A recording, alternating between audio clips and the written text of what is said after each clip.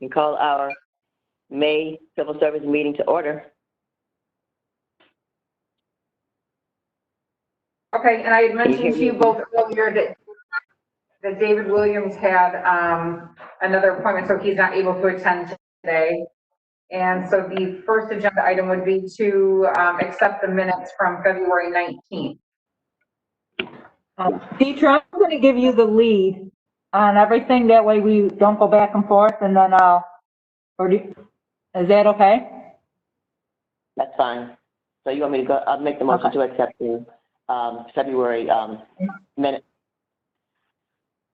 And I second that. So moved. All right, oral and written communications received. Correspondence has been received from the New York State Department of Civil Service noting receipt of our 2019 annual report. And some of this does seem a little bit late, but it's because we haven't met since our February meeting. Correspondence has been received from the mayor commending the work of all city departments for keeping its operations strong while adapting to the challenges posed by this virus, along with some other information about the financial impact, and et cetera. Fees collected since the last meeting, no money has been forwarded to the comptroller for any exams. And the state is working now on what they plan on doing with the exams. If they're postponed, how to reschedule. Some agencies are ready to go, some aren't, but they want everyone to be on the same page to maintain the security of the exams. Just quickly, what exams were postponed? We postponed were accountant and purchasing agent from March. And then I did have a conversation, quite a few conversations with the state about the exams.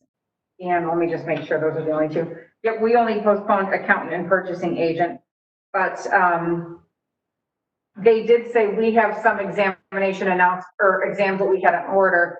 They did provide the scope so we could announce the exams, and they recommended that we go ahead and announce the exams, which leaves our options open. If we don't announce the exams, then we don't have the opportunity to either participate or postpone. But as long as we have the exam announced, you know, people apply, then at least we can either go ahead with them, we can reschedule and not have to wait until next year. That makes So sense. we've been doing that. And then the number 6, job descriptions, like I had told you earlier, the codes department's been working on this for quite some time. It's a revenue producing position. It's electrical inspector. It's very similar to what they did a few years back with plumbing inspector. Mm-hmm. They would be doing the electrical inspections in addition to building inspection work. So this would just require the approval of the job description. As is. So I make a motion to accept that job description as is. I'll second that. And number 7, the new positions, the Department of Codes Department, as mentioned, has requested one electrical inspector position. This would be similar to the position created for plumbing. If acceptable, make a motion to approve this request, and you would have to classify this position. The plumbing inspector and building inspectors, they're all classified as competitive. Okay, so this one would have to be classified as competitive. Yes. And I think she needs to make a motion. Yes, you would need to make a motion. I'll make that motion to classify that And I position. second that. I'll second that. Okay, in the Department of Engineering, they have requested one additional deputy city engineer position. We currently have one deputy city engineer, and that's all our appendices allow for. So we would have to hold a public hearing and ask the state for approval of another position. And I do have all that paperwork. I would just need you to make a motion to authorize me to schedule the public hearing and advertise the public hearing. All right. Do you have to advertise that public hearing within a certain time frame, like X amount of days in advance of the hearing? Yes. Okay. All right. As is, and for the purpose, I do make the motion to proceed with that. I'll second that. And the city clerk's office has requested one licensing and records clerk. A conversation has taken place with the New York State Department of Civil Service concerning the existing registrar of vital statistics position and the option of reclassifying that position to licensing and record clerk. The Civil Service Commission would be required to notify the incumbent of this reclassification, and she would be given an opportunity to discuss that further with you. Okay, So I think that's, This motion doesn't change anything yet. This just allows us to start the process of notifying the incumbent that this change was something that was being considered. okay, so process and so further.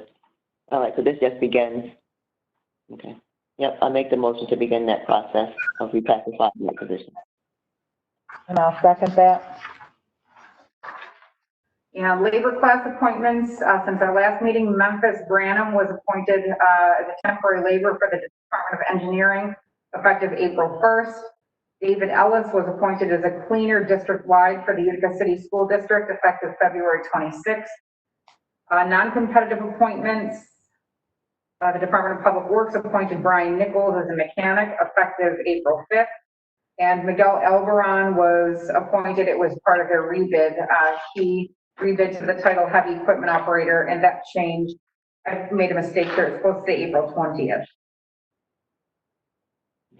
And the same for Nicholas Iannello. He rebid to the heavy equipment operator position, and that became effective April 20th. Provisional and temporary positions, paperwork has been received from the Comptroller's Office noting the provisional appointment of Allison Rowan as a cashier effective March 2nd. And that examination is on order. Paperwork has been received from the engineering department noting the provisional appointment of Andrew Harris as assistant engineer effective April 1st. And this is actually a promotion for Andrew Harris. And this, we did just receive the scope to announce this exam. I believe the series is the end of June. Paperwork has been received from the Utica City School District noting the provisional appointment of Nicole Graniti as a clerk for special education effective March 16th. And from the Utica City School District, they also made a provisional appointment of Sarah McCambly as account clerk in the business office effective January 29th. Okay. And the next are the exempt class positions. Paperwork has been received from the Deputy City Engineer Michael Mahoney noting the appointment of Austin Cornacchia as exempt secretary to the city engineer effective April 1st. And I provided the distinguishing features of the class, the knowledge, skills, abilities, and personal characteristics required. And according to civil service law, it's you have to determine that that position is properly classified as exempt. Is there a deputy city engineer right now? Mike Mahoney is currently a deputy city And engineer. that is exempt? Yes. Why wouldn't this follow suit? This is follow the same, correct? This is the secretary to the city engineer. Oh,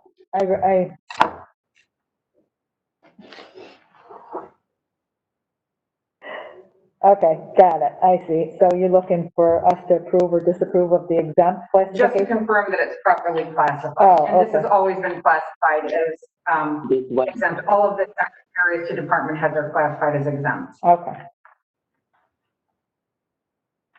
Same thing. Does that require a motion to accept that? Yes. I will make that motion to accept. It seems appropriate to me. And I will second that. And paperwork has been received from the mayor noting the appointment of Charles Greco as exempt chief of staff effective February 24th. And the distinguishing features of that class, along with the knowledge, skills, abilities, and personal characteristics are provided there, and that would be the same. This is another title that's always been classified as exempt. So you just need to confirm that that is properly classified. It is.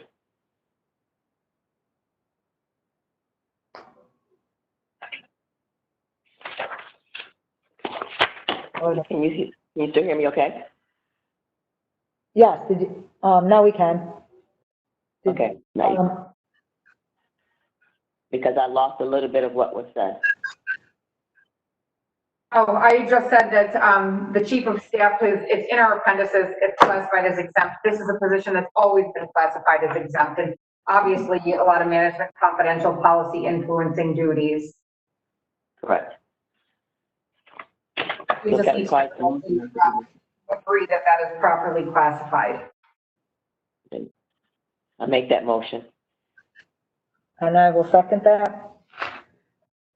And I did provide a copy of the current exam schedule, and like I mentioned, accountant and purchasing agent have been postponed.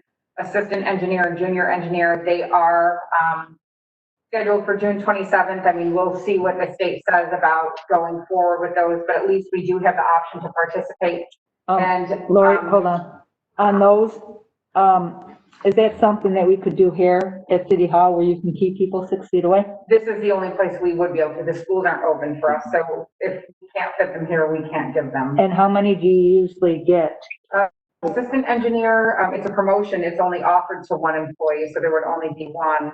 And Mike Mahoney had said junior engineer, he is not going to fill it this time. So, So that's a possibility to have this.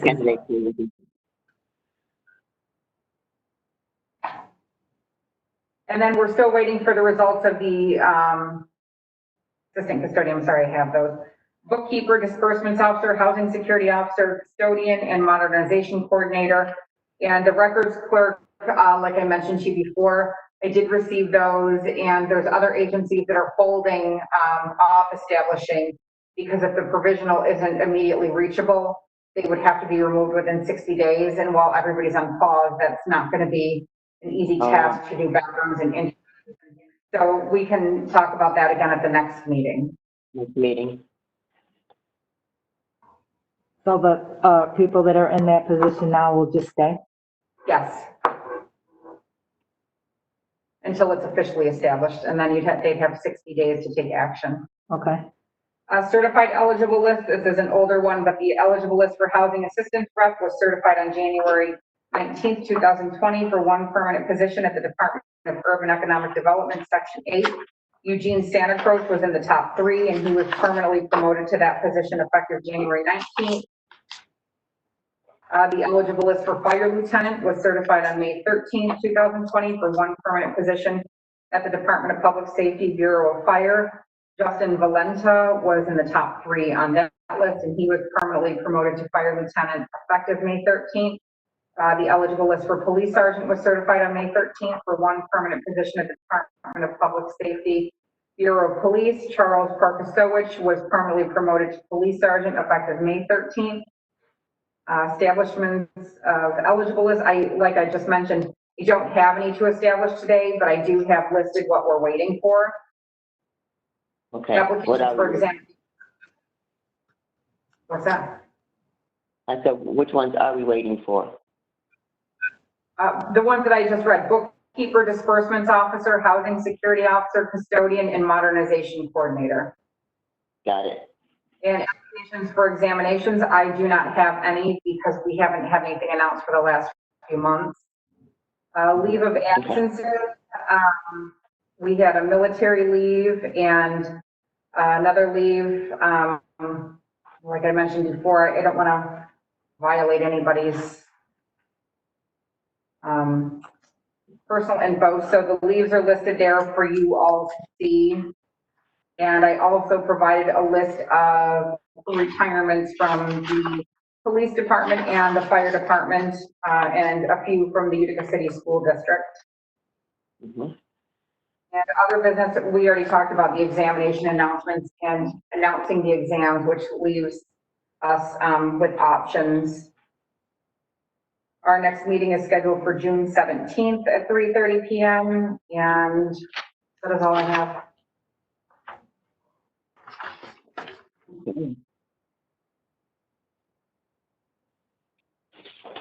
Well, if there being no additional business for the Civil Service Commission of today, we can call this meeting to a close. I'll second that. 3:45. Good to see you on my blurry screen, Teresa and Lori.